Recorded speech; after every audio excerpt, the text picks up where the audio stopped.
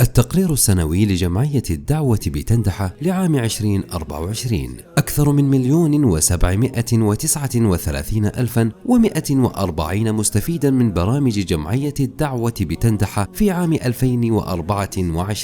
وذلك من خلال 7,679 منشطا دعويا و97 مبادرة مجتمعية تطوعية قدمتها الجمعية لعموم سكان مركز تندحة وللجاليات المقيمة فيه.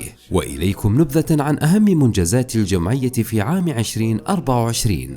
إجمالي عدد المحاضرات والدروس والكلمات التي أقامتها الجمعية 868 كلمة ومحاضرة. وفي فضاء الشبكة العنكبوتية شاركت الجمعية ممثلة في مشروع الدعوة الإلكترونية ب6,196 مشاركة دعوية وتوجيهية. وفي مشروع دعوة غير المسلمين للدخول في الإسلام أسهمت الجمعية في دخول 34 مسلما جديدا للإسلام، ليبلغ عدد المسلمين الجدد في الجمعية 422 مسلما ومسلمة، ولله الحمد والفضل. مشروع سقيا ودعوة وزعت 91,069 عبوة ماء.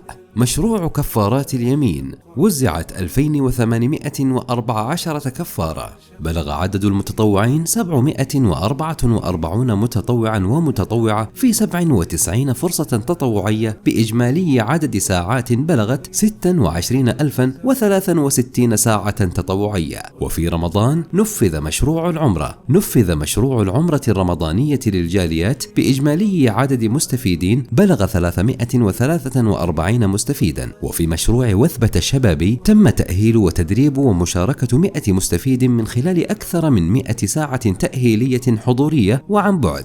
بلغ عدد المصاحف الموزعة 4,255 مصحفا، وعدد الكتب الدعوية الموزعة 28,548 كتيبا. ولا زال للخير بقية، وثمار الغد تغرس شجرتها اليوم، فبادر بالعطاء وكن أحد أبطال قصة الإحسان.